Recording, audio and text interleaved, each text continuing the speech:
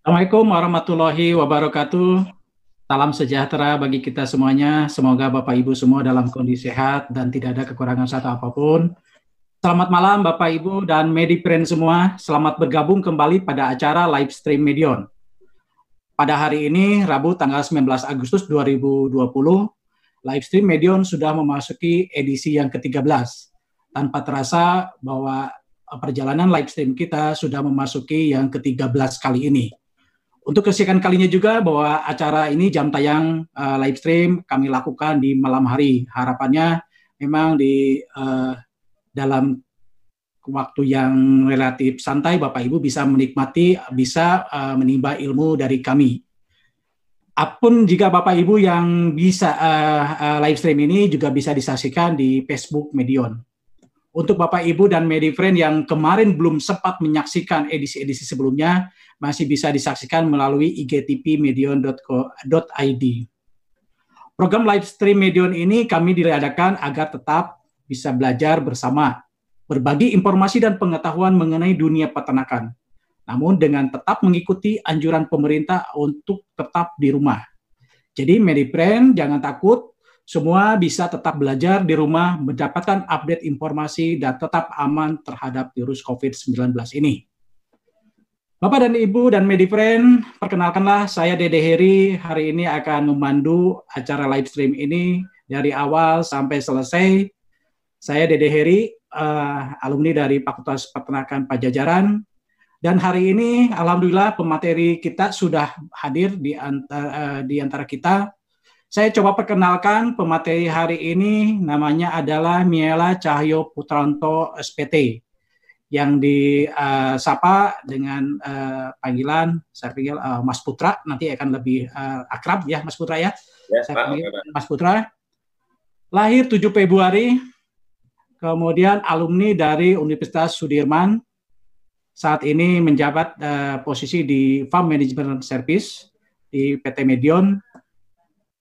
Hari ini Mas Putra ini akan membawakan tentang brooding atau manajemen brooding pada kandang klosos.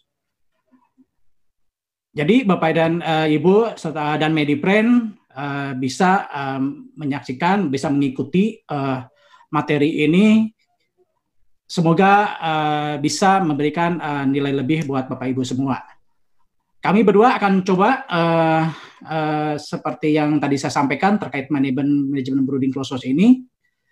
Sama seperti Edu sebelumnya di sesi pertama ini, kami berdua akan menyampaikan penjelasan mengenai topik utama. Kemudian nanti di sesi kedua kami akan mencoba menjawab pertanyaan-pertanyaan yang sudah masuk dari Bapak, Ibu, dan Medipren semua. Untuk pertanyaan, Bapak Ibu bisa via email ke cs.medion.co.id. Untuk pertanyaan-pertanyaan yang bagus, nanti akan kami pilih 3 orang penanya untuk mendapatkan hadiah. Bapak, Ibu, dan Medipren, sekarang kita akan memasuki sesi yang pertama. Penjelasan langsung terkait manajemen brooding klosos ini akan disampaikan oleh pembicara Mas Putra. Silakan waktu dan tempat kami persilakan. Mas Putra, silakan. Baik, terima kasih Pak Dede. Selamat malam Medifriend semua. Kita hari ini ada sesi terkait dengan manajemen brooding, terutama di kandang close house broiler. Oke, nah ini ada slide terkait perkembangan pertumbuhan broiler ya dari tahun ke tahun. Dari sampai dengan tahun 2018, secara performa umur panen di 5 minggu, ini ada mencapai FCR di 1,48 standarnya, dan berat badan bisa 2,39, kematiannya hanya 4%. Nah, kita tahu sendiri di lapangan, untuk performan ini, saya kira teman-teman Medifriend semua mungkin bisa lebih bagus lagi. Kematian mungkin di luar sudah 2% standarnya, FCR-nya bisa 1,3, bisa 1,35, itu udah sangat umum di lapangan, dengan body weight di rataan 2 sampai 2,2 ya, untuk 35 hari. Nah, ini saya jelaskan juga perkembangan ayam update kandang kita di lokasi ada di Bandung dan Bekasi. Ini update Maret 2020. Pencapaiannya IP-nya bisa sampai dengan 465 ya. Dan yang satunya adalah 457. Dengan FCR 1,39, untuk yang di Bekasi dia 1,34. Nah, ini ada rataan bobot panen antara 2 sampai 2,1 kilo pada saat panen. Nah, yang untuk kandang 2 dia 1,59. Artinya apa di sini? Perkembangan close house itu sangat membantu performa broiler ya, performa IP di broilernya. Jadi dia bisa mencapai IP itu adalah atas bantuan juga close house-nya. Gitu. Lalu ini kunci manajemen pemeliharaan ayam. Kuncinya adalah P sama dengan G plus N plus E dikali dengan M. Nah, pengalinya adalah M. Kita tahu pengalinya M adalah manajemen. Nah, manajemen itu terdiri dari apa?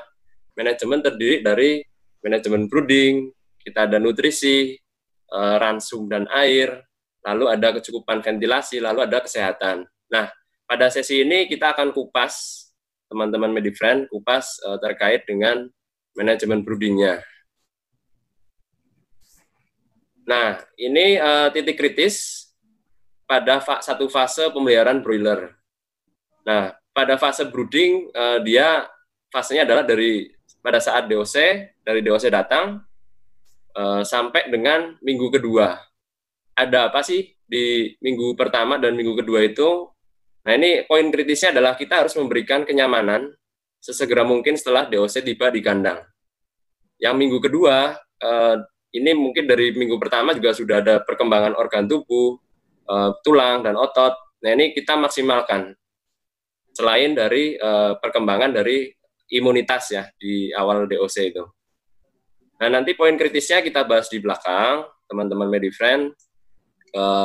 Jadi ada terkait dengan pemanasnya, ada terkait dengan luasan brooding, terkait dengan terutama ada di titik kritis pada saat di close house adalah ventilasi, itu yang paling utama. Nah, kita minggu ketiga kita udah tahu juga fokus nanti ke sistem kepencernaan, nanti asupan pakan ini meningkat drastis pada saat di minggu ketiga, dan biasanya ada terjadi perubahan jenis pakan. Nah, untuk minggu keempat, kelima, dan keenam ini kalau sudah oke di minggu pertama dan minggu kedua, sebetulnya ini akan mengikuti. Tapi jangan lupa juga terkait dengan kesehatan, biosecurity, manajemen sekam. Nah, itu sebagai supportnya ya. Jadi di minggu pertama oke, minggu kelima oke, kalau tetap kita jaga manajemennya. Nah, ini terjadi di minggu 1 dan 2, minggu 0 sampai dengan 2 minggu atau DOC, yang pasti ada 3 perkembangan organ tubuh yang utama. Yaitu yang pertama adalah kekebalan, yang kedua adalah di pencernaan, pernapasan, kerangka bulu, dan sekaligus ada termoregulasi. Nah, ini organ dari fase di kekebalan. Nah, ini organ-organ yang tumbuh di fase kekebalan itu adalah bursa Fabricius dan thymus. Sebetulnya dari kapan sih organ ini berkembang? Sebetulnya udah dari pada saat telur masuk ke setter, setelah itu masuk ke hatcher atau dalam masa inkubasi, setelah itu pulcik, DOC, setelah itu masuk ke fase brooding. Nah, ini yang akan kita kupas di sini. Fase brooding sampai dengan fase panen. Nah, ini dikutip dari Pak Tony Unandar, Private Poultry Farm Konsultan di Jakarta.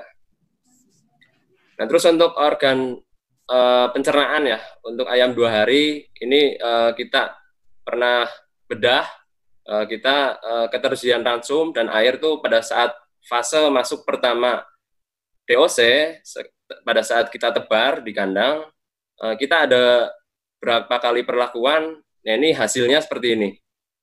Nah, yang pertama, yang atas adalah ini tersedia ransum saat check-in. Nah, ini organnya lumayan ya, agak panjang. Yang pada saat kedua ini, yang gambar kedua adalah baru ada ransum 8 jam setelah tebar DOC. Ini pendek, kecil. Nah ini tidak ada ransum, ini lebih kecil lagi dan kempes ya, jadi udah nggak berkembang ya, nggak berkembang gitu. Nah ini ketersediaan ransum pasti dan tercapainya feed intake sangat berpengaruh besar terhadap panjang usus. Nah ini yang kita bedakan adalah panjang. Nah ini gambar fili-fili usus pada saat untuk penyerapan nutrien. Nah ini ada A, B, C, dan D. R adalah ransum, M adalah minum, plus itu diberi, dan minusnya tidak diberi. Nah ini kita bisa bandingkan ya.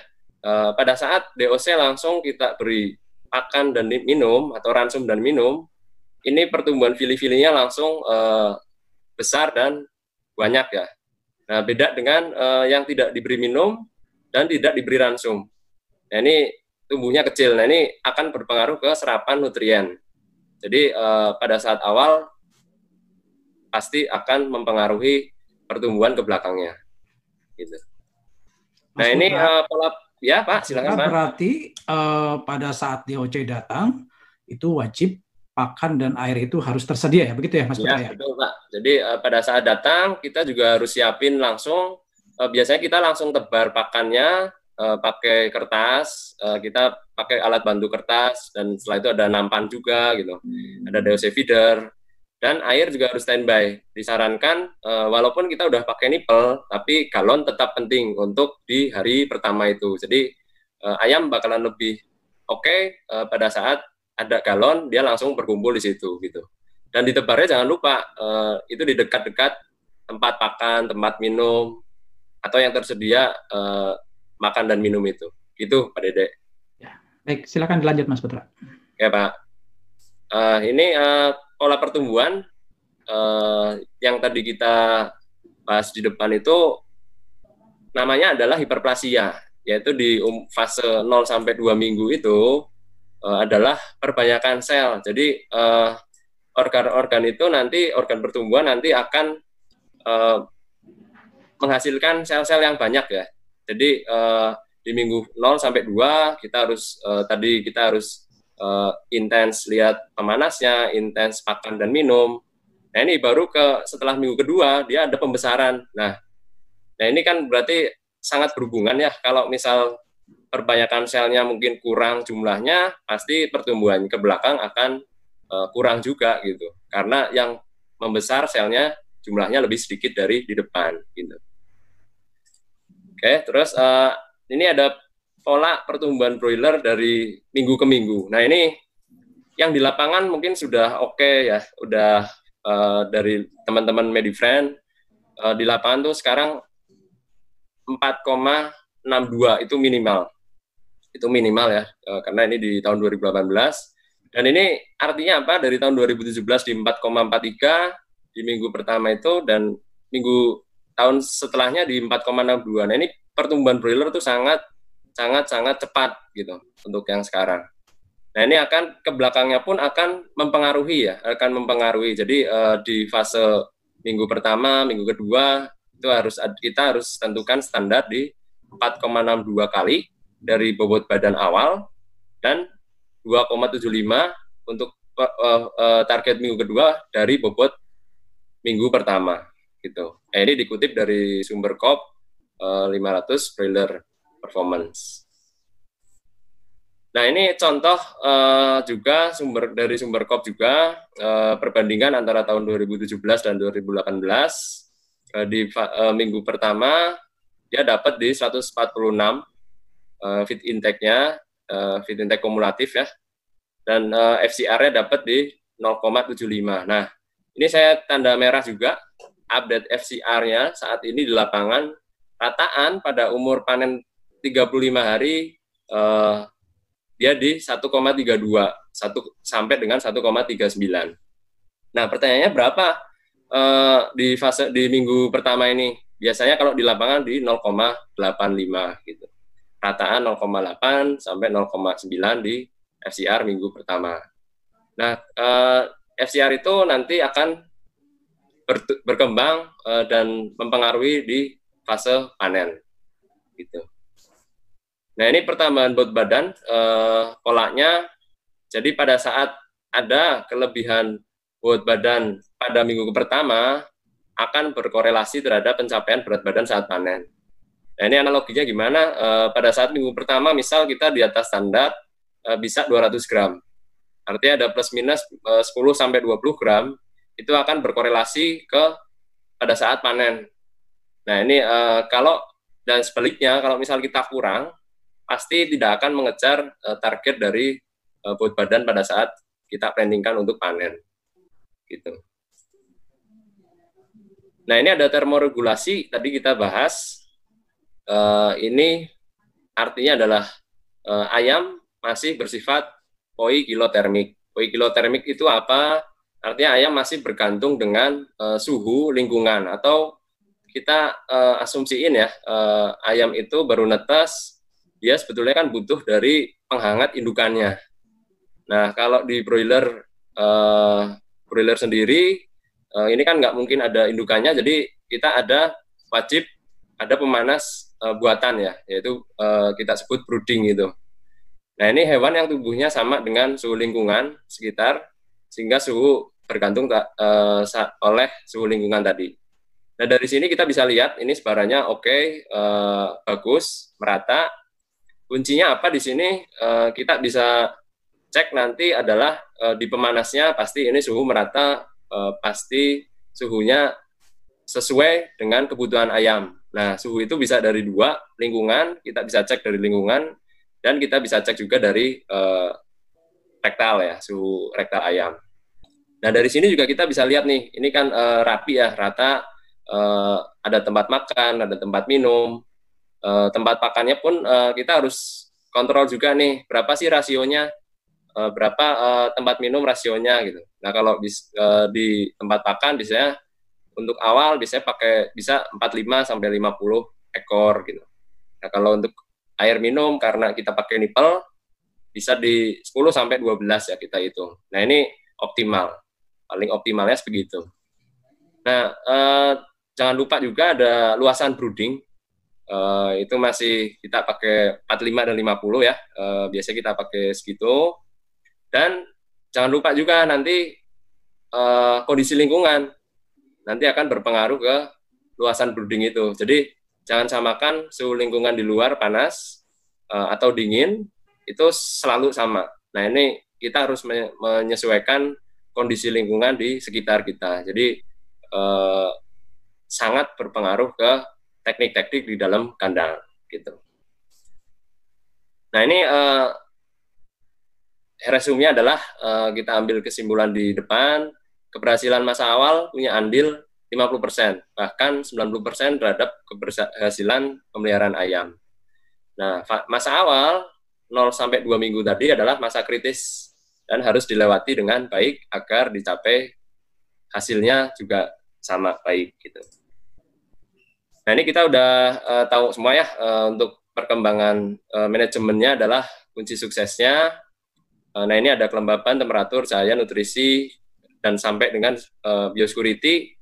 Nah, yang bisa kita perbaikin dari close house adalah kelembapan, temperatur, cahaya, kepadatan kandang, ketersediaan air, dan ketersediaan pakan. Nah, ini kita bisa kontrol dengan sistem close house, feeding system, water sinking system, dan ventilation system. Heating system ya, jangan lupa juga, karena di awal kita masih pakai pemanas. Nah, ini sebelum kita check in, kita sarankan adanya checklist. Nah, ini yang sering kita sampaikan ya ke teman-teman Medifriend, ke customer kita. Ini ada poin-poin kritis yang mereka harus lulus gitu. Ibaratnya harus lulus dulu nih. Nah, ini contoh parameter kandang ya, dari parameter checklistnya ya, sorry. Ini ada kebersihan kandang, persiapan kandang, ventilation system, watering, feeding, dan lain-lain ya. Nah, ini poin kritisnya apa? Pada saat kebersihan ya kita asumsi kalau sudah bersih seharusnya tidak ada sisa-sisa dari periode kemarin. Jadi contohnya adalah sekam, kotoran, terus pakai flushing ya, kotoran di nipel gitu. Dan terus untuk persiapan kandang kita harus pastikan juga sudah dilakukan pengapuran, desinfeksi, sampai dengan peralatan check-in, timbangan, dan lain-lain itu udah harus siap. Nah, ini ventilation system, ada pengukuran wind speed, jangan sampai ada terjadi masalah pada saat ventilasi, apalagi ventilasi di fase tengah pemeliharaan, baru ketahuan ada masalah. Nah, ini jangan sampai terjadi di rekan-rekan di lapangan ya gitu. Monitoring system ini udah otomatis pasti yang dicek adalah nipple-nya seperti apa, tekanannya normal atau tidak gitu. Nah, filter dan UV sudah oke atau belum gitu. Nah, untuk feeding, flushing, maintenance motor, sisa pakan misal kalau misalnya masih ada atau tidak kutu biasanya yang bisa di sela-sela feeding sistemnya. Lalu yang nggak kalah penting adalah alarm tegangan listrik. Nah, ini sangat berpengaruh nanti karena kita pakai closed, utamanya adalah listrik dan sekaligus sensor ya. Nah, ini kapan dilakukan checklist? Ini H-7. H-7 kita seminggu sebelum check-in kita juga harus siap semua. Nah, pada saat ada gap kita harus update lagi di H-1 check-in gitu. Jadi jangan sampai lupa H-7 di checklist ada gap, lalu kita biarin, yaitu kesalahan juga ya di situ. Jadi harus ada follow up-nya seperti apa, update H-1-nya seperti apa, sudah oke atau belum gitu. Nah, ini bisa melibatkan beberapa rekan-rekan di farm, misal dari tim produksinya seperti apa, checklistnya, terus nanti dari tim mechanical engineering-nya, mechanical electrical itu seperti apa, dari teman-teman animal health control juga seperti apa gitu. Biasanya kita ada libatkan tiga tim itu. Nah, ini contoh kesiapan pencucian kandang postal ya. Ini dilakukan pakai sprayer, biasanya disemprot, dan jangan lupa pakai Neo Medisep ya, ini Neo Antisep, sorry. Nah, ini bersihkan kotoran, cuci deterjen, desinfeksi pengapuran, dan istirahat kandang. Ini poin utamanya pada saat kebersihan. Nah, ini contoh ada pencucian slat, ada pencucian cages ya, bagi rekan-rekan yang atau rekan-rekan semua yang Medifriend pakai cages, ini biasanya pakai selang panjang gitu. Nah, ini cukup chain-nya digantung seperti ini. Nah, ini contoh kandang yang udah bersih, udah siap. Ini belum dikapur ya kalau yang ini. Dan ini yang pakai slat, model slat kandang kita adalah seperti ini. Jadi kandang yang dijual Medion ini contohnya seperti ini. Gitu. Nah, ini ada kandang cages. Nah, ini kandang cages yang masih semi manual ya. Untuk yang sebelah kiri yang ada regulator air kuning. Nah, ini untuk yang sebelah kanan ada kandang cages yang sudah siap pakai, bersih, dengan sistem otomatis. Nah, jangan lupa pilihlah pemanas yang baik. Nah, pemanas ini ada 2 tipe, yaitu ada spot heater dan space heater. Nah, ini pemanas spot heater itu apa? Sebarannya adalah mengarah pada satu titik tertentu. Nah, ini contohnya kalau kita adalah produknya indukan gas Medion atau IGM, kita sebut IGM. Nah, ini efektif untuk ke satu titik tertentu. Jadi kita perlu broodingnya itu biasanya terbuat dari brooding bulat gitu ya. Jadi di kandang kita harus menyesuaikan pemanasnya juga. Nah, yang kedua adalah space heater. Nah, ini space heater pemanas dengan aliran panas ke seluruh kandang, atau dia memanaskan itu kalau untuk space heater adalah ruangannya, yang di manage adalah ruangannya. Kalau spot heater tadi adalah satu area itu, satu titik itu, atau satu area sekam tertentu itu yang kita panaskan. Nah, ini contoh di Medion untuk space heater, kita punya produk pemanas Super Saver atau PSS, kita sebut PSS 225. Nah, ini tipe-tipe pemanas, contohnya itu ada dari gas, listrik, minyak tanah, kayu bakar. Tapi yang paling optimal dan mungkin bahan bakarnya yang paling umum di sini adalah gas ya. Nah, ini yang terbukti di kandang-kandang close kita pakai pemanas dengan bahan bakar gas. Nah, ini kita ke close, kalau misal kita punya populasi di bawah 8.000 ekor, kita sarankan pakai IGM. Yaitu karena pasti broodernya akan berbentuknya adalah spot gitu. Nah, ini biasanya kita tetap sarankan 8.000 ekor, di bawah 8.000 ekor. Nah, untuk populasi di atas 8.000 ekor DOC, ini kita sarankan pakai PSS 225. Yang tadi ya, karena mungkin pola broodingnya adalah dia langsung satu kandang misal 20.000, dia langsung bikin 3 sekat. Nah ini penempatan PSS atau space heater sekaligus blockingnya harus oke juga untuk memaksimalkan di ruangan itu agar tidak boros ya gitu.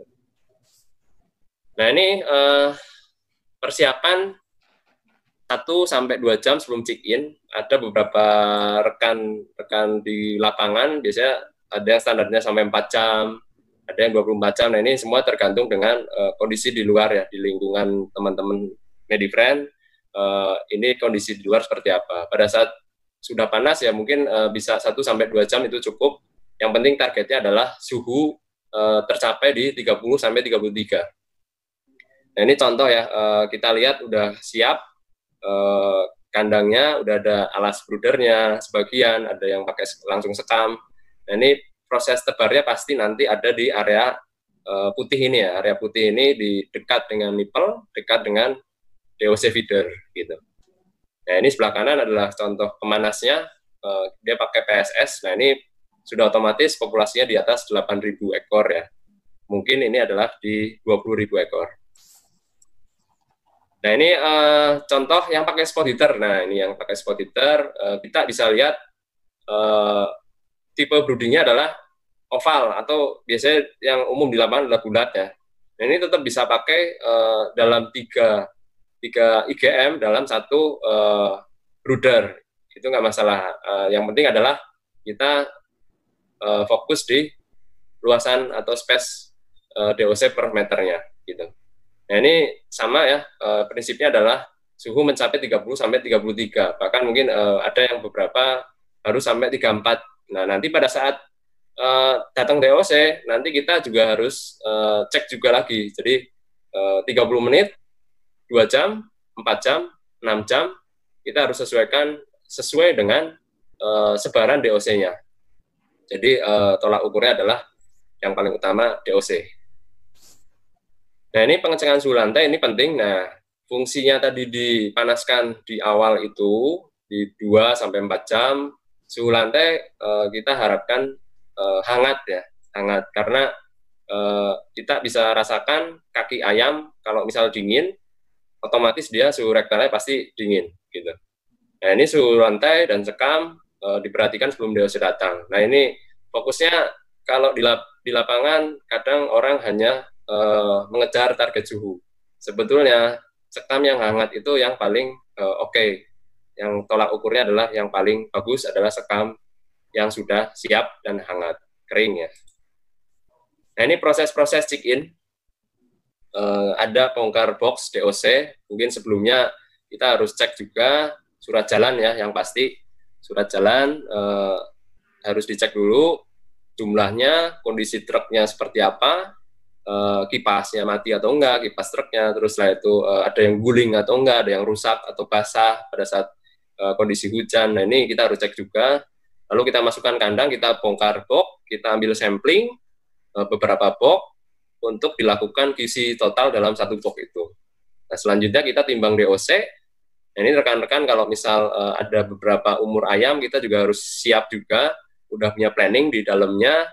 Oh, umur ayam indukan lebih muda harus di depan karena butuh panas. Kalau yang lebih tua mungkin di belakang. Terus untuk indukan muda disatukan jadi satu, indukan tua disatukan jadi satu. Nah ini untuk optimalisasi ya di dalam kandang dari pemeliharaan awal sampai dengan akhir. Nah itu nanti kita lihat pertumbuhannya, kebutuhan mereka, jadi kontrolnya lebih mudah. Nah ini contoh tebar DOC, rekan-rekan sedang tebar DOC dan tebarnya harus dekat dengan sumber air minum dan pakan. Nah dipastikan juga ayam langsung makan. Jadi kita setelah cek QC mungkin ada yang kelewat atau misal ada yang lemes, kita juga harus lihat juga pada saat setelah tebar langsung kita ambil abnormal, apalagi kita langsung ambil dan culling gitu. Nah teman-teman jangan sampai Medifriend jangan sampai pelihara ayam untuk mengejar livability ya, kalau di broiler livability. Nah ini lebih fokusnya adalah kalau misal di awal sudah ditemukan tidak oke, ya kita culling, itu kuncinya gitu. Nah, ini pastikan DOC makan, DOC minum. Kalau tidak bisa, kalau misal masih lemas, kita coba tekokin ya. Biasanya di lapangan seperti itu. dan kita dekatkan ke tempat pakan. Nah, ini contoh DOC yang perlu culling tadi. Nah, ini bisa pada saat kita QC atau pada saat kita post tebar. Biasanya kita post tebar ada kontrol keliling, kita cari DOC yang perlu kita culling. Nah, ini contoh-contoh parameternya, yaitu ada mata menutup, paruh bengkok atau red hawk, terus ada red hawk, kaki kering, atau slip tendon. Nah, ini kalau misal mata sudah menutup, DOC ya mungkin performa udah pasti karena dia akan susah makan. Paruh bengkok pun sama, akan berpengaruh ke tingkah laku pada saat makan. Nah, kalau red hawk, kaki kering, ini biasanya terjadi karena penyebabnya adalah dehydrasi. Jadi kita bisa nanti untuk ayam-ayam seperti ini biasanya lemes, kering, karena mungkin perjalanan juga jauh gitu. Nah, ini perlu treatment, bahkan mungkin kalau sudah parah kita sarankan langsung culling saja. Nah, terus ada slip tendon, ini udah pasti ya kita culling karena dia tidak bisa jalan jauh optimal. Terus ada kondisi yang perlu di culling itu kondisi navel atau pusar yang tidak bagus. Ini contoh-contohnya. Ini yang paling parah adalah kita ada black navel. Nah, ini kondisi inkubator yang RH-nya terlalu tinggi ya. Kalau kita bicara hatchery, RH-nya terlalu tinggi. Yellow navel, string, dan dirty. Nah, ini contoh-contoh dari QC di hatchery itu tidak lulus sebetulnya untuk kondisi navel ini. Nah, ini kita bahas di selanjutnya adalah kebutuhan suhu dan kelembapan. Nah, ini suhu dan kelembapan yang paling sering di lapangan di angka 70-an ya. Atau mungkin bahkan ada yang 80-an, kita sarankan harus tetap menyesuaikan kondisi DOC-nya seperti apa. Gitu. Ini sekedar acuan, umur 0 sampai dengan di atas 2 minggu kita pakai standar di meter persegi ya, kilogram per meter persegi. Nah, ini standar setting untuk kita setting di climate control-nya gitu.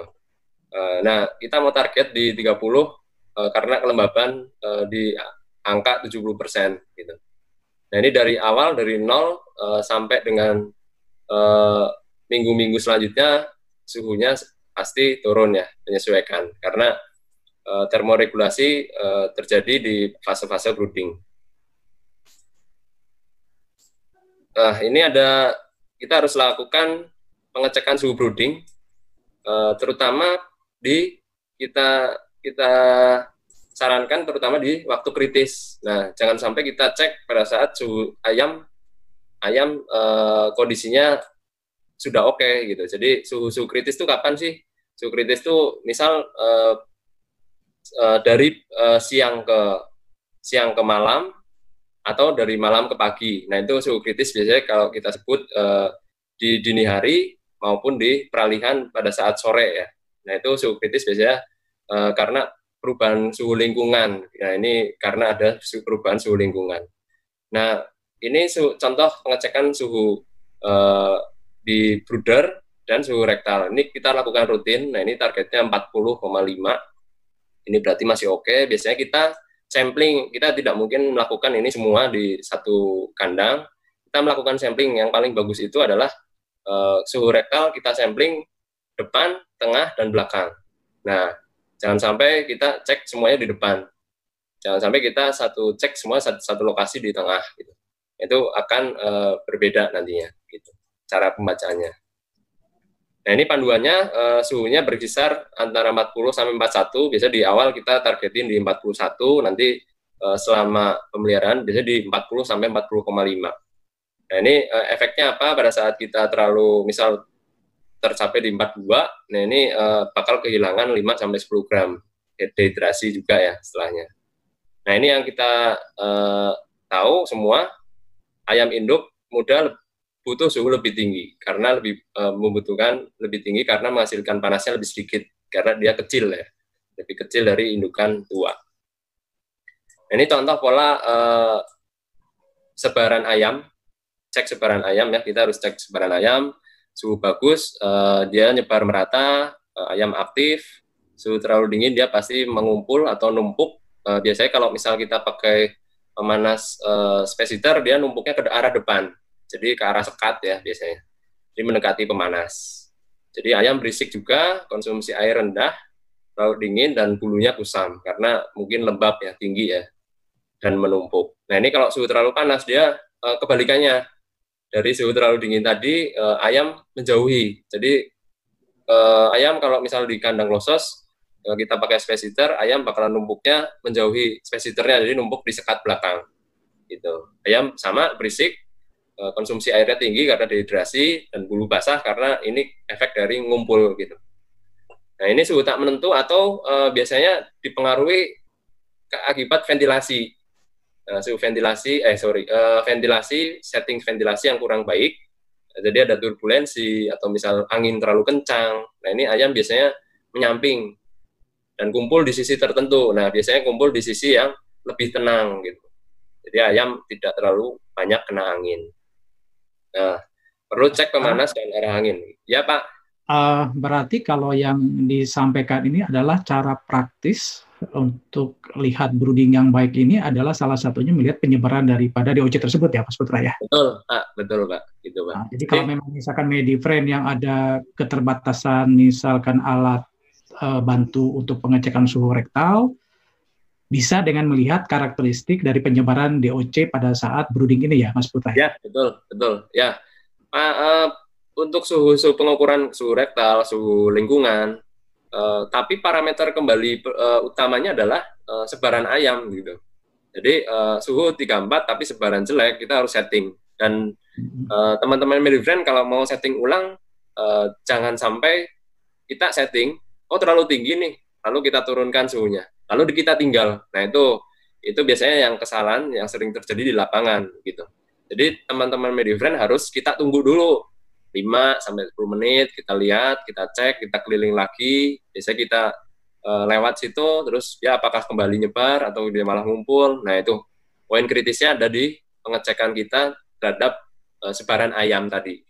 Gitu. Sekaligus jika ditemukan tidak sesuai, misal ada ngumpul atau menjauh, kita setting ulangnya pun harus bertahap ya. Jadi harus kita setting ulang, setelah itu kita lihat dulu 5-10 menit, makan, minum, sudah sebar, merata, yakin, nah kita baru boleh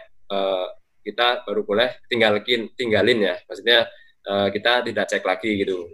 Tapi tetap ada pengecekan di suhu-suhu kritis. Nah itu yang pola-pola itu yang harus teman-teman MediFriend terapkan di kandang masing-masing gitu untuk operatornya. Gitu. Mas Putra, sebentar saya ingin menyapa buat MediFriend yang baru bergabung. Selamat datang MediFriend di live stream Medion. Jika MediFriend ada pertanyaan, silakan email ke alamat cs.medion.co.id. Jadi kami tunggu pertanyaan-pertanyaan Bapak terkait manajemen brooding pada kandang klosos ini, Pak. Silakan Mas Putra dilanjut. Oke, terima kasih, Pak. Selamat malam MediFriend yang baru bergabung. Kita lanjut di kecepatan udara. Nah, ini kecepatan udara patokan dari COP, yaitu dengan maksimum airspeed. Jadi di umur 0 sampai 5 itu rentangnya adalah kita pakai meter per sekon aja ya, 0 sampai 0,3. Dan 5 sampai 14 kita naik dari 0,3 sampai dengan 0,5, di umur 14 sampai 21 0,5 sampai 1,8. Nah, ini biasanya kita sebut adalah minimum ventilasi ya, atau still air. Kebanyakan orang bisa nyebut juga still air. Prinsipnya apa di sini? Kita lebih ke arah suplai udara O2. Jadi bukan harus ada angin, bukan harus ada kontinuitas angin.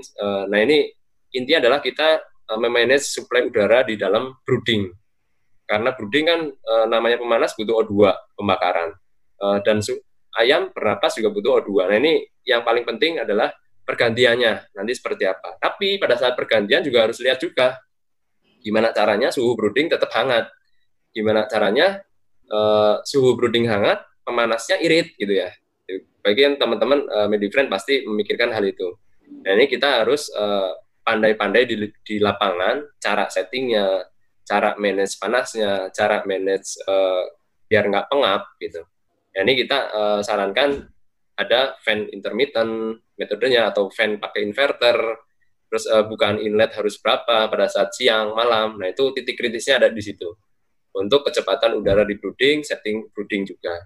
Nah, biasanya ada yang kita acuan next-nya setelah ini seharusnya adalah saya sarankan adalah pakai kilogram berat badan gitu acuannya. Jadi kenapa kilogram berat badan? Karena kita hitungnya adalah populasi gitu. Kita populasi di dalam kandang. Nah, ini saat subbrooding kita perlu namanya minimum ventilation ya.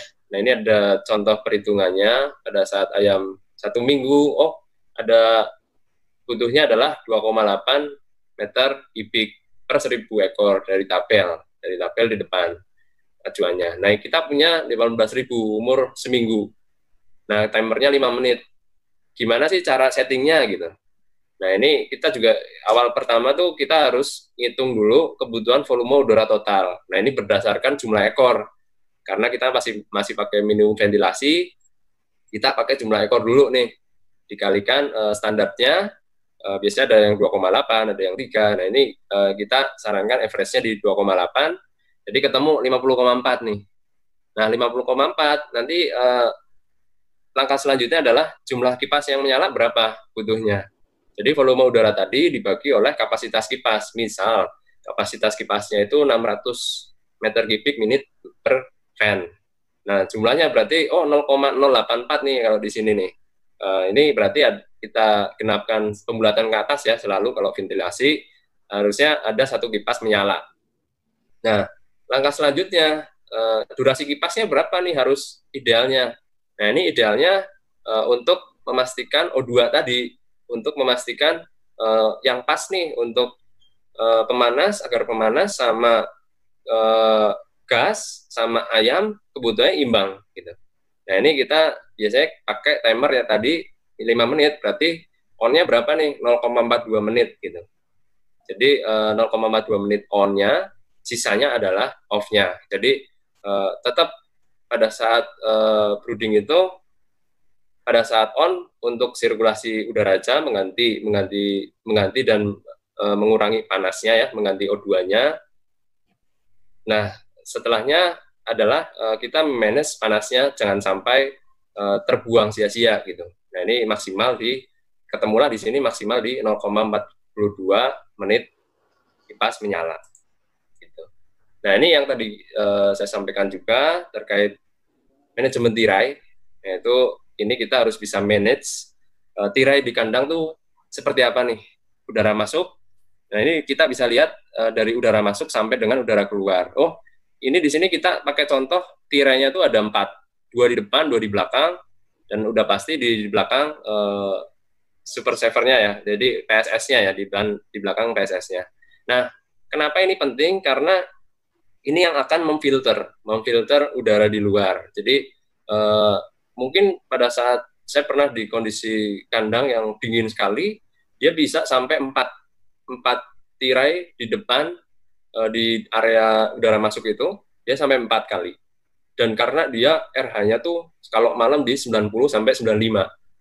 Nah, ini kita ini sebagai acuan saja, 2 di depan, 2 di belakang. Nah, ini yang umum karena jarang ya, mungkin teman-teman rekan-rekan jarang sekali suhu RH di kandang 90 sampai 95. Nah, sampai sini Medifriend, kalau misalnya ada pertanyaan bisa nanti kirimkan ke email ya, yang tadi medion.co.id ya, terkait apapun gitu.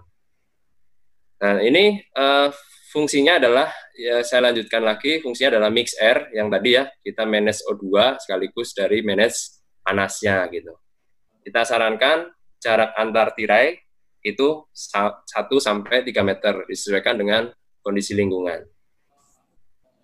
Nah, kita juga ada produk multifan, dari multifan FreeFlow untuk unggas ya. Nah, ini dipakai pada saat brooding. Ini mengontrol fungsinya adalah keseragaman sirkulasi, panas dalam kandang, kontrol kelembapan. Nah, ini mungkin kelembapan yang tinggi bisa pakai ini sebagai salah satu solusinya, dan menghasilkan suhu stabil. Nah, kecepatannya pun sesuai untuk fase brooding, jadi di bawah 0,5. Nah, terus untuk efisiensi listrik, karena nggak pakai kipas tunnel. Nah, nggak pakai kipas tunnel karena ini pemasangannya ada di tengah area kandang gitu. Jadi ini sirkulasinya nanti ada di belakang ya. Yang pasti efisiensi biaya gas, sekaligus tadi di atas juga efisiensi di biaya listrik. Nah, ini sistemnya nih, rekan-rekan semua.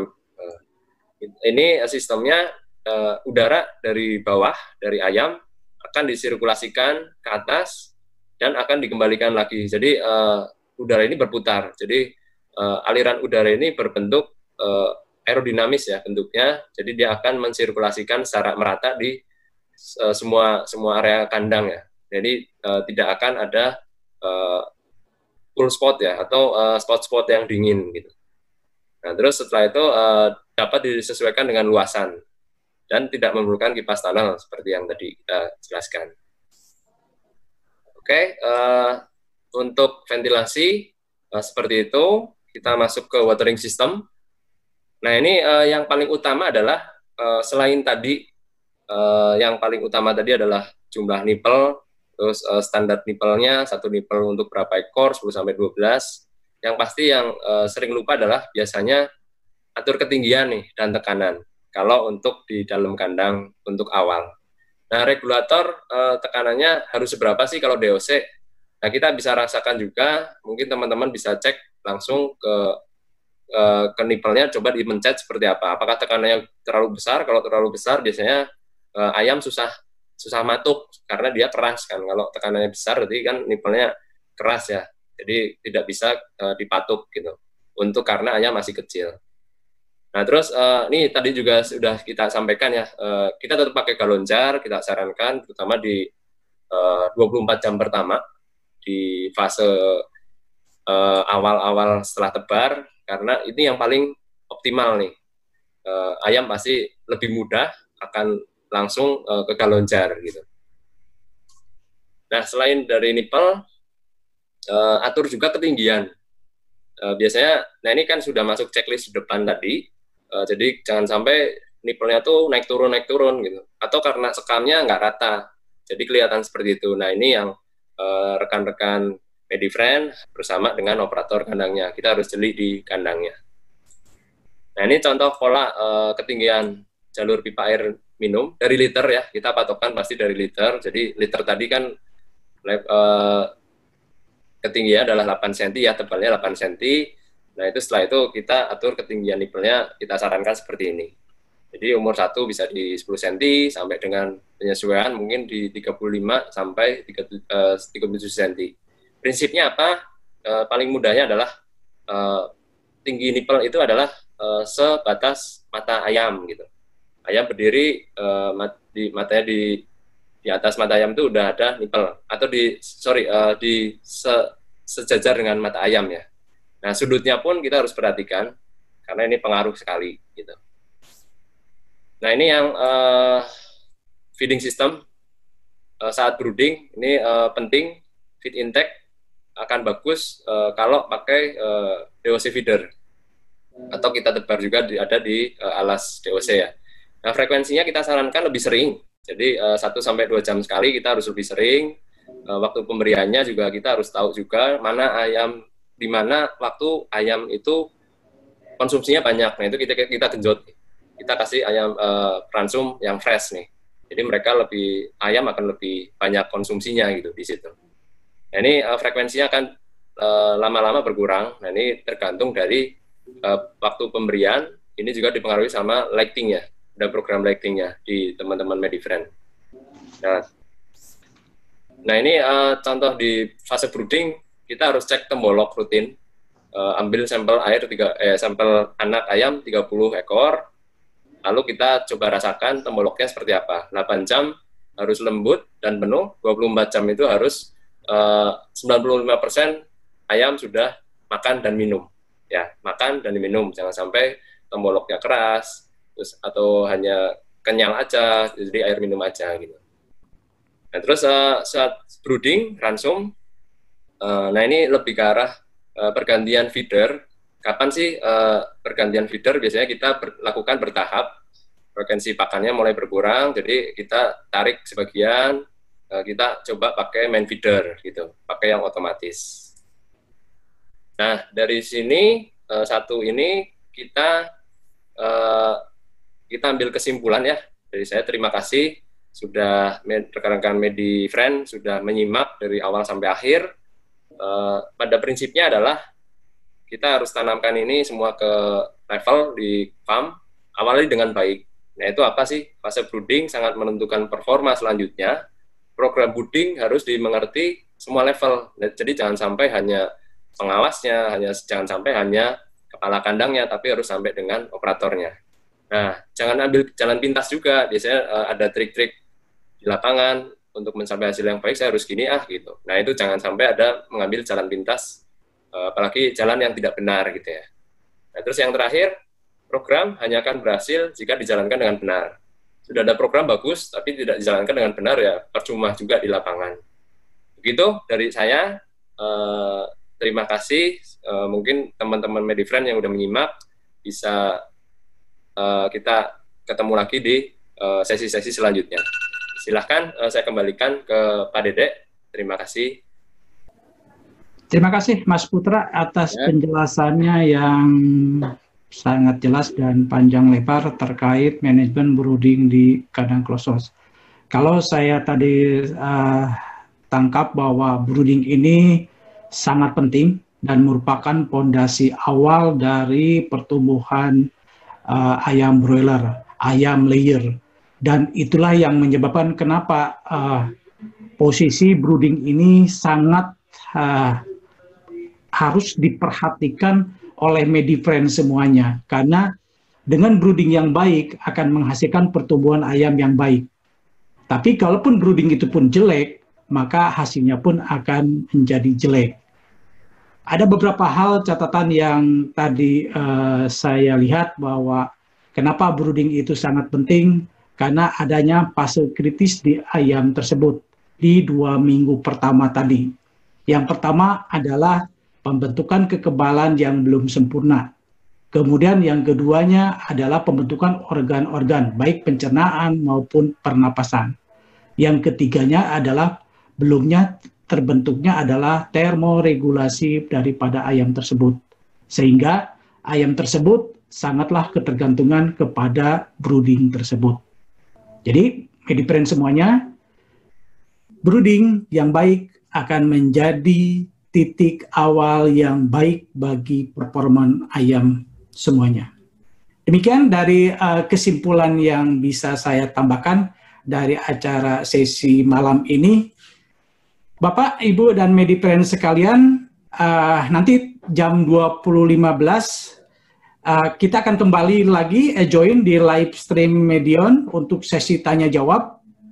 Kemudian pertanyaan-pertanyaan yang sudah masuk dari MediFriend akan kita coba jawab satu persatu. Jadi sekali lagi MediFriend jangan lupa untuk join kembali di jam 20.15. Kami minta waktu untuk break dalam waktu beberapa menit sampai kita kembali ketemu di jam yang tadi saya sampaikan. Terima kasih. Sampai ketemu nanti di jam 20.15. Saya tutup. Assalamualaikum warahmatullahi wabarakatuh.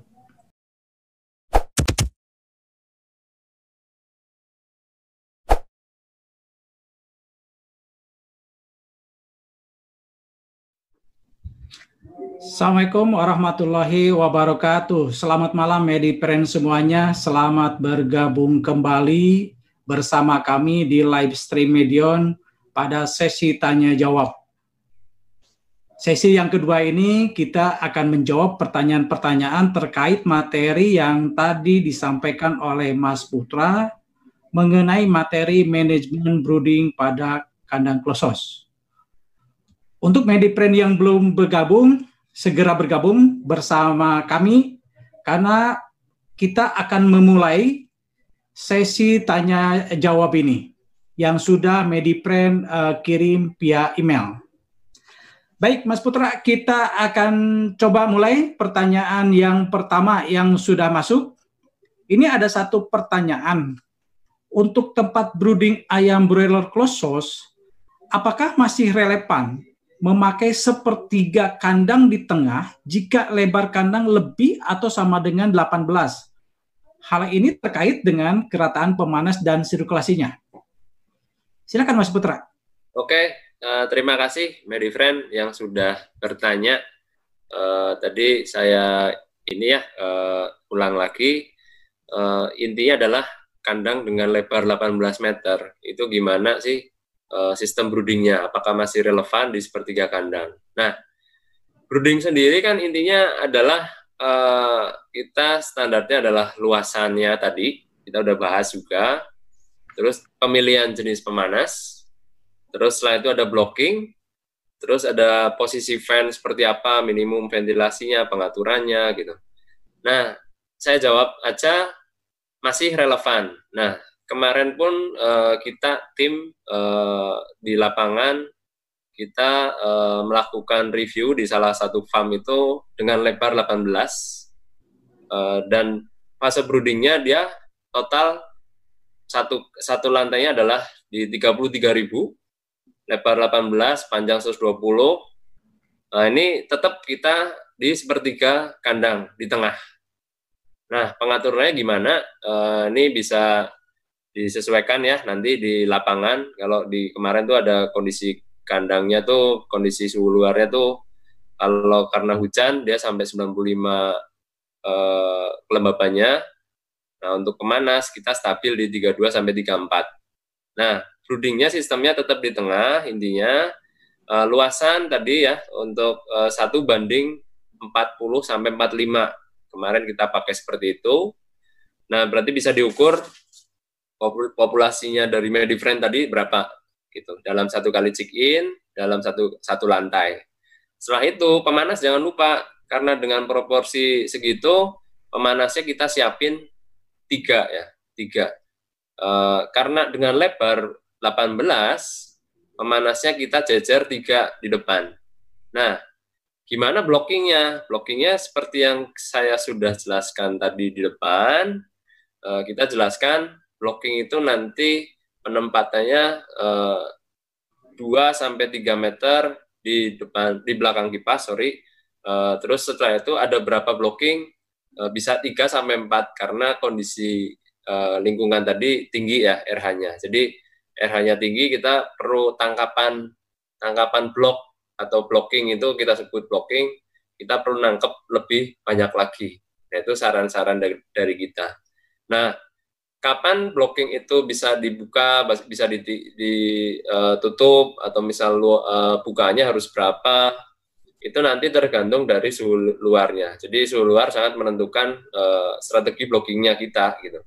Jadi kita harus pandai-pandai di lapangan, strategi blocking, penempatan, terus setelah itu tadi ya luasan brooder, dan yang terakhir adalah ventilasinya. Kita yang tadi konsepnya adalah ventilasi pada saat fase brooding adalah hanya untuk mensirkulasi O2, bukan untuk mendinginkan, bukan ada harus sekian meter per sekon, tidak. Artinya imbang, jangan sampai kita telat, ayam itu pengap, jangan sampai kita telat sampai panas sekali, jangan sampai juga kita terlalu sering akhirnya dingin, boros. Nah, itu konsep-konsep yang harus teman-teman Medifriend pahamin lagi di kandang gitu. Paling begitu Pak Dedek. Selain itu ya mungkin lebih ke arah luasan, karena ini luasan ya, ini luasan. Selain itu mungkin rasio jumlah pakan, minum itu harus oke juga gitu. Mas Putra, bagaimana kalau ya, posisi fan-nya? Apakah berpengaruh nggak kira-kira dengan tadi posisi yang di sepertiga? Apakah bisa mempengaruhi? Posisi ya Pak, posisi fan kita menyala ya Pak ya, maksudnya ini ya, ventilasi tapi milih yang mana, misal di kandang 18 meter itu mungkin ada 12 kipas, atau misal mungkin ada hanya 10, nah ini mana sih yang paling oke menyala duluan gitu. Nah, kalau pengalaman kita adalah tetap kita di tengah. Nah, kita biasanya kan kipas di lapangan tuh tengah itu nomor 1. Setelahnya bisa kanan atau kiri itu ganjil dan genap. Nah, kita biasanya loncat ya. Maksudnya, kebutuhan 1 kipas, berarti kita cuma pakai 1 nih di tengah. Kalau udah mulai naik 3, berarti harus imbang nih, kanan dan kiri, tapi ditarik tengah lagi. Jadi, tengah nomor 1 antara 1 sampai misal 12 gitu, itu di tengahnya berapa. Setelah itu di pinggir kirinya pun sama berapa. Nah, beda halnya kalau kita bicara pakai kipas inverter. Nah, kalau kipas inverter itu berarti dia harus nyala terus. Nah, teman-teman harus jeli juga pada saat nyala dia berapa persen sih, berapa persen sampai shutter itu terbuka. Jangan sampai kipas nyala pakainya inverter tapi shutter tadi nggak kebuka, jadi ngeblok, anginnya balik lagi gitu. Nah, itu percuma gitu. Nah, kita harus jeli juga nih, bukan shutter yang paling optimal berapa. Jangan sampai kita malah pakai inverter, malah boros, malah kedinginan terus. Nah, itu yang kita harus hindarin juga. Itu Pak Dede untuk strategi penempatan atau pengaturan kipas ya, penyalaannya gitu. Baik Mas Putra, jadi buat MediFriend tadi disampaikan oleh Mas Putra bahwa pada saat brooding ada beberapa hal yang harus MediFriend perhatikan mengenai terkait jenis pemanas dan jumlahnya. Kemudian juga luasan brooding tadi juga disampaikan. Kemudian ada alat bantu lagi semacam blocking ya Mas Putra ya. Kemudian yang selanjutnya posisi fan mana yang harus nyala yang pertama kali. Kemudian yang terakhir adalah perhitungan dan setting harian untuk minimum ventilasi.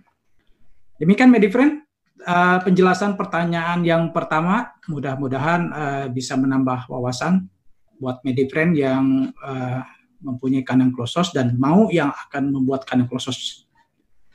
Pertanyaan yang kedua, Mas Putra, ini bagaimana cara menjaga kelembaban kandang klosos di dataran tinggi suhu yang rendah pada masa brooding? Nah, ini juga banyak nih dialami Mas Putra, terutama yang di dataran tinggi, kelembaban yang sangat tinggi, sehingga ini akan membuat kesulitan dalam hal membuat brooding. Ya. Bisa dijelaskan? Silakan Mas Putra. Oke, terima kasih kembali rekan MediFriend. Gimana sih cara menjaga kelembaban tadi ya di suhu yang rendah, tapi lembabnya tinggi gitu, di kandang yang suhu rendah tapi lembab tinggi. Nah, saya coba ceritakan dulu. Biasanya kalau kita suhunya udah rendah, RH-nya tinggi, mungkin di dalam kandang orang beranggapan malah mengurangi kipas gitu ya, karena takut ayamnya tambah dingin gitu ya. Nah, itu hal yang mungkin kalau menurut saya kurang tepat. Nah, kalau kelembaban tinggi, artinya kan kelembabannya tinggi dari luar, terus setelah itu sirkulasi udaranya di dalam kurang, kalau menurut kita kurang gitu. Nah, makanya harus ada penambahan jumlah kipas yang menyala. Atau kalau misal kita intermittent, biasanya intermittennya suhu on-nya tuh lebih lama gitu. Nah, apakah takut nanti kedinginan? Oh, tentu tidak ya. Maksudnya kita kan juga di dalam ada pemanas. Nah, tinggal jangan sampai terjadi pula suhu tinggi, RH tinggi gitu. Jadi artinya apa? Nanti di situ panas. Kita asumsikan di dalam ruangan dengan suhu tinggi, lembabnya tinggi. Mungkin ada bocor atap atau apa gitu ya di satu ruangan itu. Nah, tanpa ada kipas angin, kita kan rasa pengap ya, jadi pengap sekali. Nah, coba kalau teman-teman ada kipas angin di situ. Nah, itu kan lebih seger ya, maksudnya lebih seger di situ. Nah, itu dari kipas. Nah, itu dari kipas, kita harus menambah jumlah kipas yang menyala, intinya di situ. Nah, yang kedua, kita bisa evaluasi lagi nih, yang tadi kita di depan ya, kita jelasin di depan. Blockingnya tadi saya udah singgung juga, blockingnya ada berapa nih, efektif nggak nih di depan gitu. Jangan-jangan blockingnya cuma satu, bukanya terlalu lebar. Nah, itu bisa aja terjadi di lapangan. Kita harus cek blocking juga. Blocking itu atau area spot heater, sebelum spot heater tuh harus ada tirai blocking itu butuh berapa idealnya. Nah, rekan-rekan bisa, MediFriend bisa bandingin. Saya cuma pakai satu, dibanding dengan posisi ada 3. Lebih stabil mana nih gitu.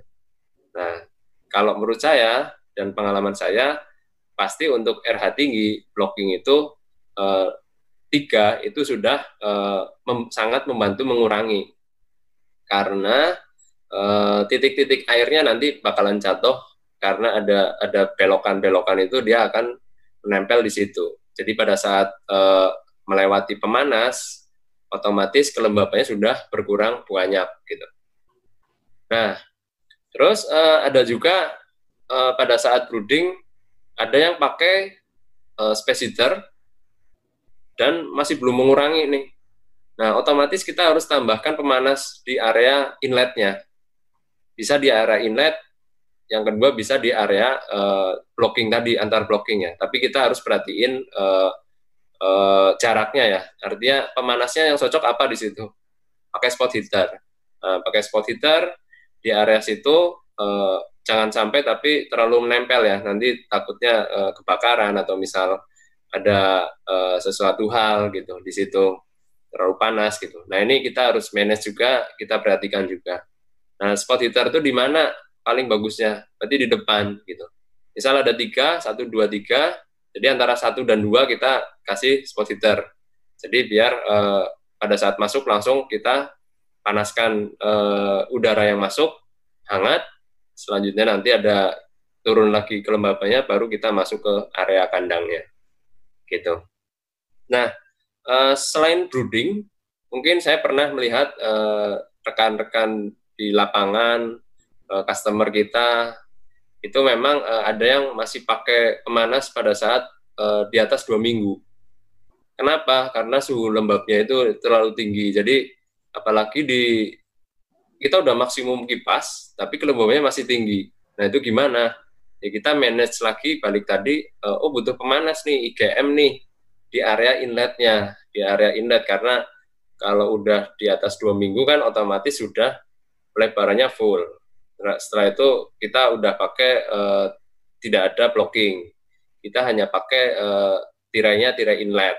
Nah, otomatis kita harus tempatkan itu di tirai inlet, yaitu atau kita sebut dock hose ya, di situ ada cooling pad, ada inlet. Nah, itu kita bisa di situ. Nah, kita juga cek juga opening inletnya.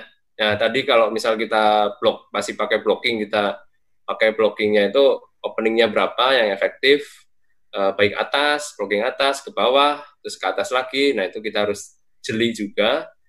Nah, kita nggak kalah penting juga opening inlet di area cooling pad. Nah, inlet utama ya, sebenarnya ini inlet utama gitu, terutama pada saat ayam sudah di atas 2 minggu gitu. Nah, ini kenapa penting? Karena pada saat udah pakai kipas full, air speed-nya nanti bakalan membantu agar bisa lebih tinggi lagi kalau kita setting inletnya lebih rendah. Jadi pakai analogi juga ya, lebih mudahnya itu kalau ada balon bukaannya lebih sempit, dia kan lebih cepat anginnya. Kalau ada balon dengan bukaannya langsung kita lepasin, dia pasti akan ngempos gitu, apalagi di tengah gitu ya. Nah, tapi tetap ya kita harus kontrol juga udara di area kandang dan cooling pad itu oke gitu. Nah, jangan sampai nanti malahan ngempos tapi nanti kelembaban tinggi, amoniak tinggi. Nah, itu paling rekan-rekan poin pentingnya adalah kalau kelembaban tinggi tambah kipas. Kalau kelembaban tinggi pada saat brooding, cek juga evaluasi blocking. Setelah itu, kalau masih tinggi, kita tambahkan IGM pemanas, ya kita ada invest sedikit, tapi hasilnya terbayarkan gitu, bagus gitu. Nah, kalau masih kelembaban tinggi di fase di atas 2 minggu, kita perlu setting openingan inlet, pemanas di area cooling pad. Begitu Pak Dedek, untuk rekan-rekan Medifriend yang sudah bertanya. Mas Putra, berarti kalau untuk kelembaban yang tinggi ini berarti manajemen brooding juga pasti akan berbeda dibandingkan dengan kelembaban yang rendah ya Mas Putra ya tadi ya. Betul, Pak. Betul. Ya, terkait tadi dengan jumlah kipas yang menyala, kemudian juga durasi pemakaian pemanas juga yang jadi lebih lama. Kemudian juga tadi manajemen inlet juga yang harus diperhatikan juga ya Mas Putra ya, terkait kalau kita memang posisi kandangnya di dataran yang tinggi atau yang punya kelembaban yang tinggi ya Mas Putra. Ya, ya baik Mas Putra. pertanyaan selanjutnya nih Mas Putra. Ya. Apa titik kritis nih seorang peternak pemula untuk mulai menggunakan closed house, terutama pada masa brooding? Jadi ada MediFriend, pertama kali dia menggunakan kandang closed house. Jadi titik kritisnya pada saat brooding itu apa sih? Bisa dibantu Mas Putra untuk menjelaskan ini sehingga MediFriend juga lebih lebih pengetahuannya bisa meningkat lagi sehingga operasional brooding juga lebih baik, Mas Putra. Silakan Mas Putra. Ya, terima kasih Pak. Oke, ini intinya adalah gimana sih pakai closed house pertama kali. Nah, biasanya kalau ada customer seperti ini ada ketakutan ya, artinya ketakutan. Yang sering kita alamin adalah dia nggak mau pakai kipas terlalu banyak, atau nggak mau, kadang malah nggak mau pakai kipas secara otomatis. Kenapa? Karena takut gitu.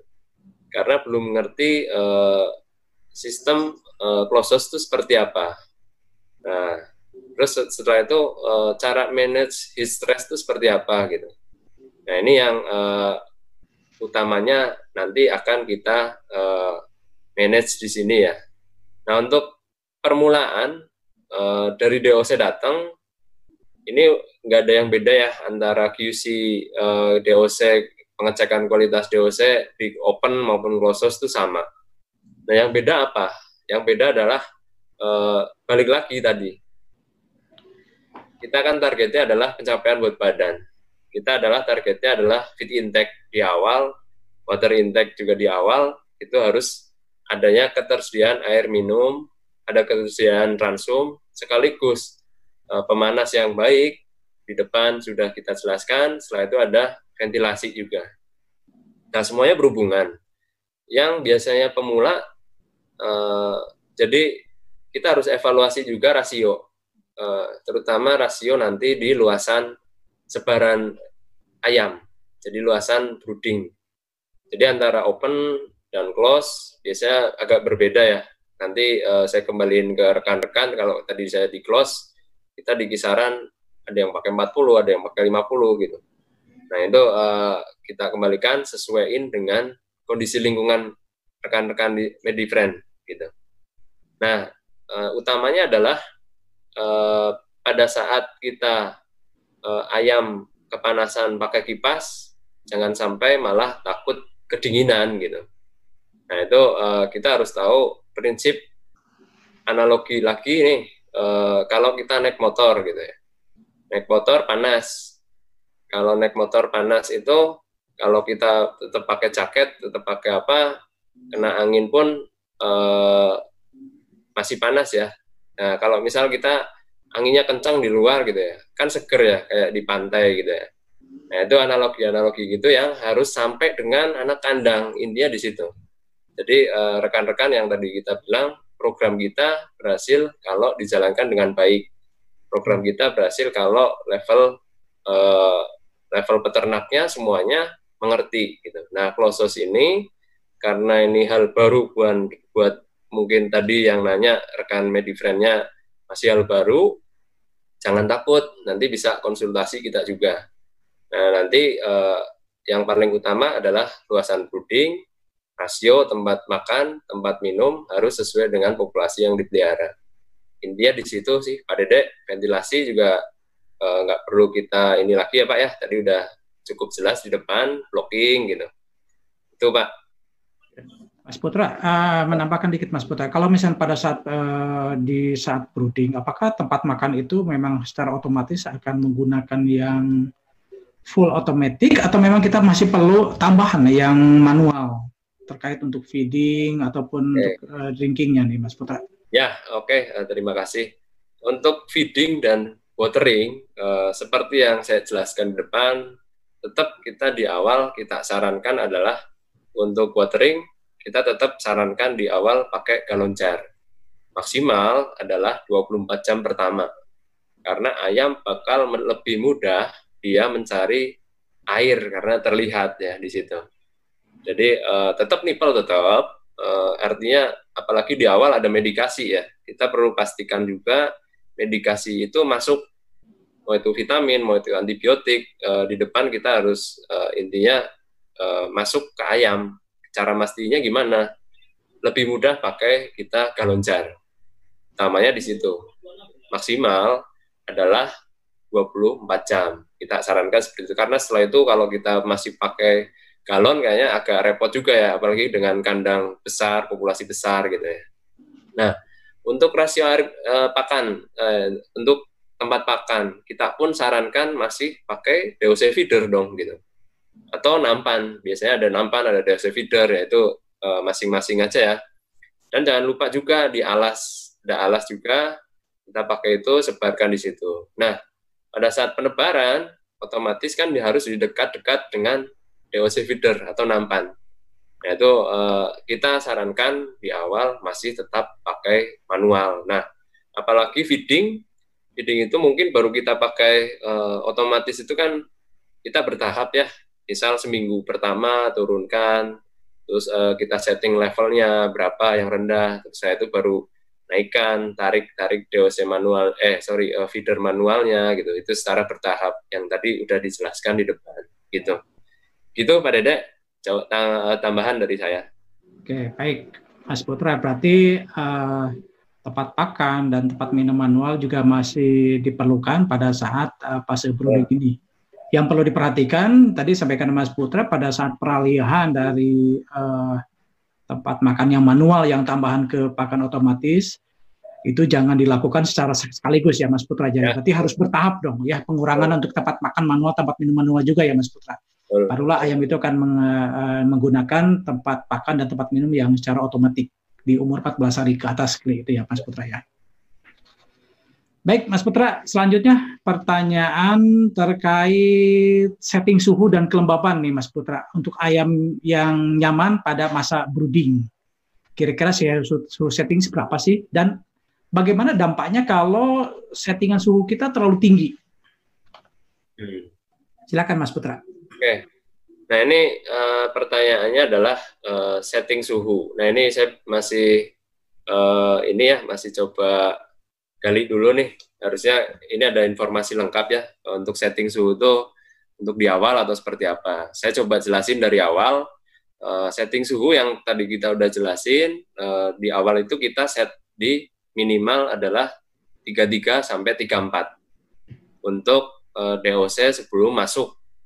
Nah, kenapa di situ? Karena kita harus mastiin suhu ruangannya oke, suhu sekamnya sudah oke, suhu alasnya sudah oke. Jadi pada saat ayam turun ke brooder itu sudah hangat, kakinya langsung ketemu alas yang hangat. Nah, suhu setelah pemeliharaan seperti apa gitu? Pertanyaan selanjutnya kan berarti. Nah, tadi saya juga sudah jelaskan, saat selesai tebar, kita 30 menit harus ada pengamatan. Setelah itu 2 jam harus ada pengamatan. Setelah itu 4 jam harus ada pengamatan. Sampai 6 jam, 24 jam. Nah, ini yang rekan-rekan harus cek secara jeli, suhu settingnya itu sesuai atau tidak. Nah, balik tadi, kalau misal tidak sesuai, misal terlalu panas nih, terlalu panas itu seperti apa nih? Ya kita harus setting ulang di climate control-nya. Utamanya adalah sebaran ayam. Nah, itu yang utamanya kita adalah sebaran ayam. Kita cek, oh kalau misal terlalu panas, kita coba turunin. Kita coba turunin, dan jangan lupa juga tadi ya, yang sudah saya jelasin di depan juga, kita jangan sampai setelah setting, turunkan, tinggal gitu. Ini biasanya yang terjadi sering kali saya lihat di lapangan seperti itu gitu. Nah, untuk suhu brooding di awal seperti itu, walaupun kita punya target ya, target tetap, tapi utamanya adalah kita lihat dari sebaran ayam. Oke, target ada, suhu lingkungan, ada suhu rektal tadi, tetap kita adalah sebaran ayam. Sebaran ayam juga, tetap juga lihat, dia makan atau minum nggak? Kalau nyebar tapi nggak makan, nggak minum ya berarti ada sesuatu, apakah dia menghindari panas, setelah itu ada angin, menghindari dingin, dia geraknya, nah itu kita juga tetap harus cek. Nah, setelah fase brooding atau setelah kita pakai minimum, nah saya jelasin juga pasti nanti kembali kebutuhannya kita hitung berdasarkan paling utamanya adalah kilogram bobot badan.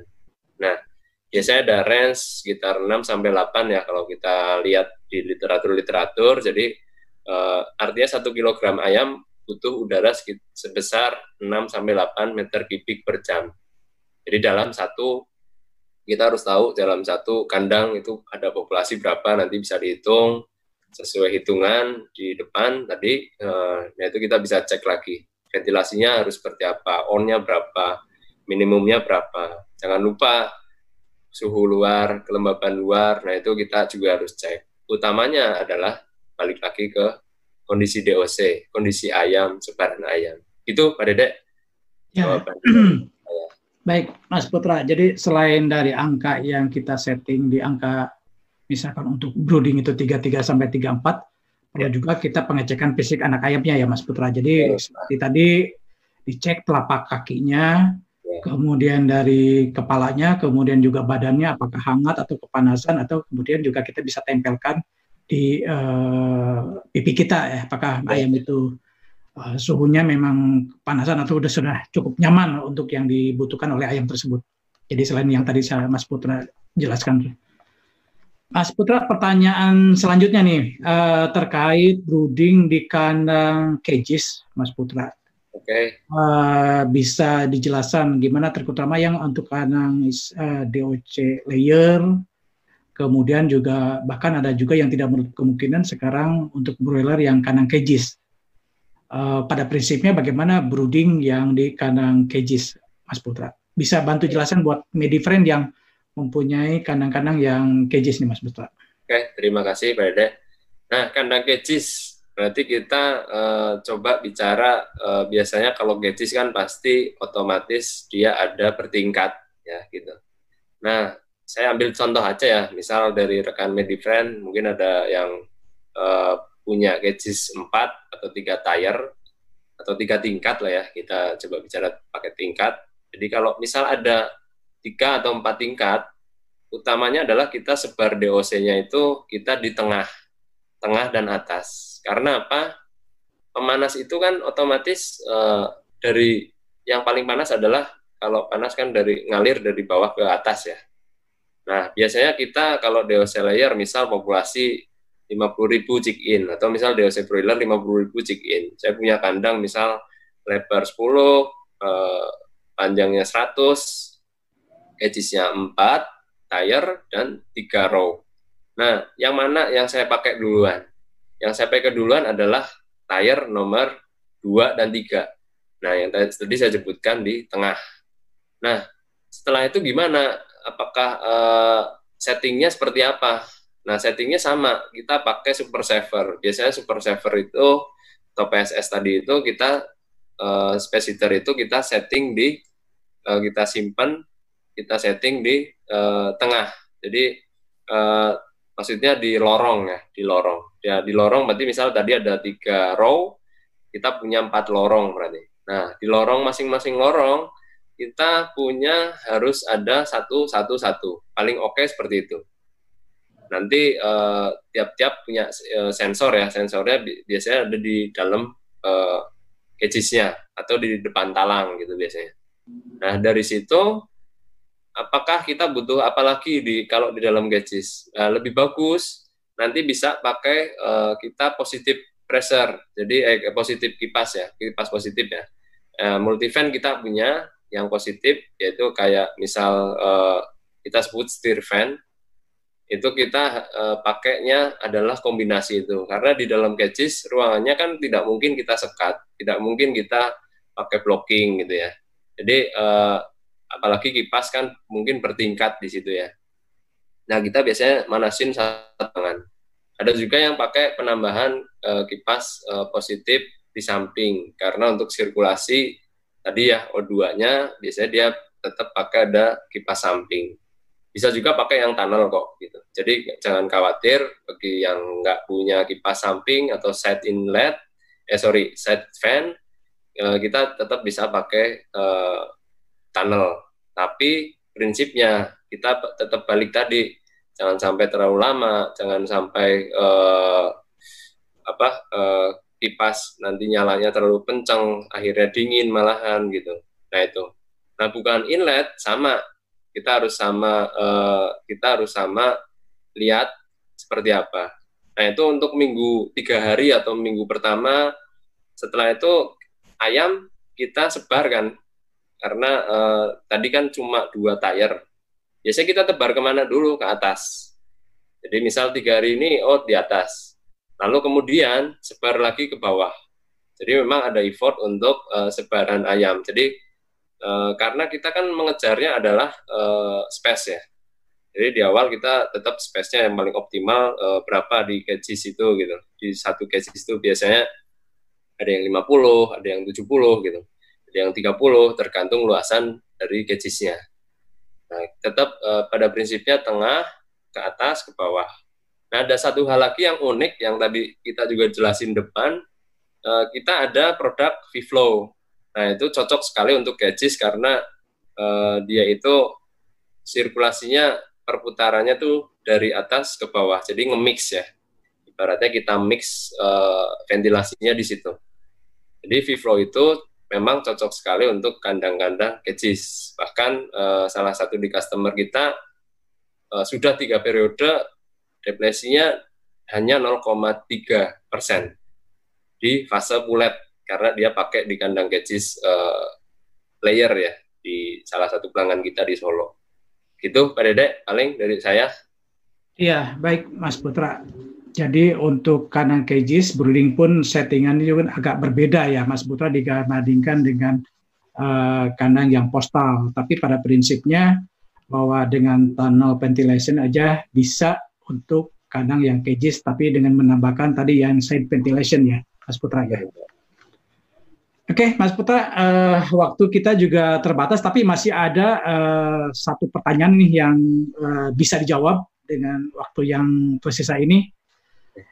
Ini pertanyaannya, kalau untuk kandang closed house, menurut Mas Putra pengalaman di lapangan, cocoknya menggunakan IGM spot heater atau super saver space heater? Silakan Mas Putra. Pak, terima kasih. Mungkin tadi kita juga udah jelaskan di depan. Jadi kita mana yang paling cocok? Semuanya bisa di kandang closed house. Tapi kita harus lihat juga populasi ya, utamanya adalah populasi dan space heater itu populasinya kan di atas 8.000, tadi udah kita jelasin depan. Kalau IGM itu di bawah 8.000. Nah, bisa nggak semuanya pakai? Bisa, tapi yang penting adalah nanti tergantung dari tipe broodingnya seperti apa. Jadi kalau misal kita pakai IGM karena populasi di bawah 8.000, tipe broodingnya harus menyesuaikan. Jadi bentuknya bulat atau oval, nah itu kita sesuaikan dengan standarnya dari IGM. Nah, space heater itu pasti dipakai di atas 8 sampai 10.000. Bahkan ada yang mungkin karena dia udah tahu tipe space heater seperti apa, triknya seperti apa, bisa sampai dengan 12.000 di satu kandang.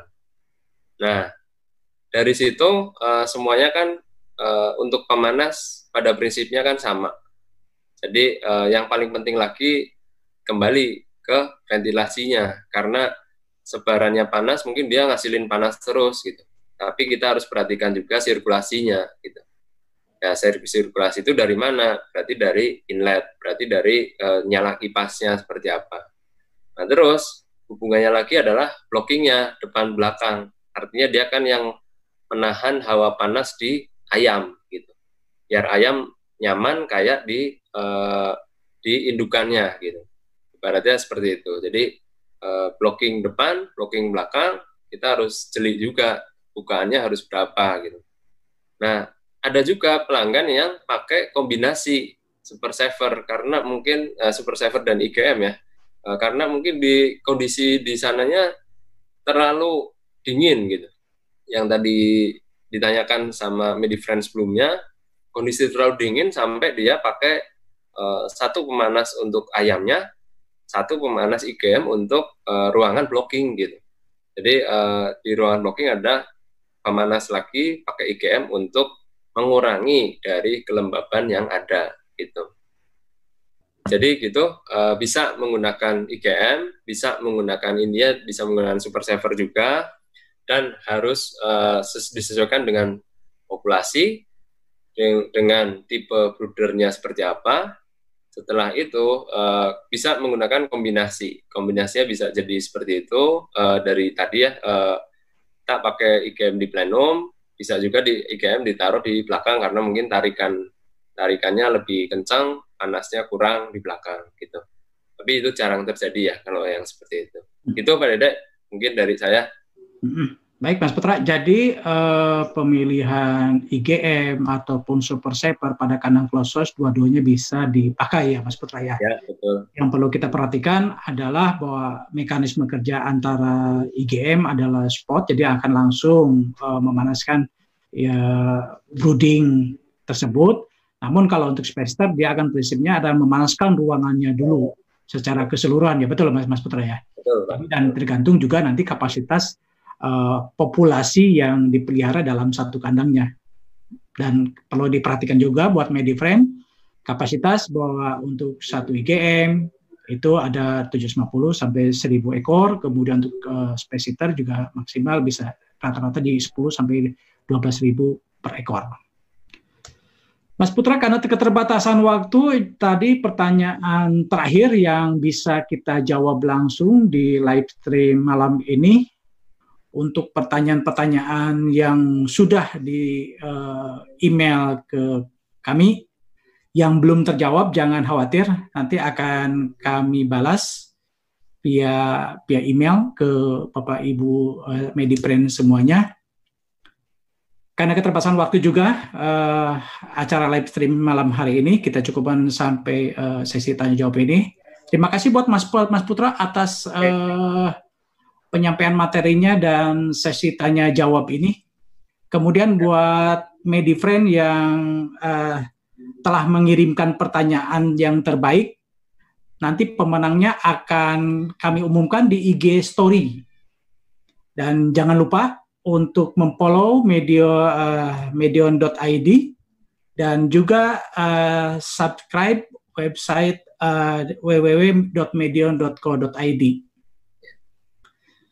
Akhir kata, kami, Dede Heri dan Mas Putra sebagai pembicara, undur diri di acara live stream malam ini.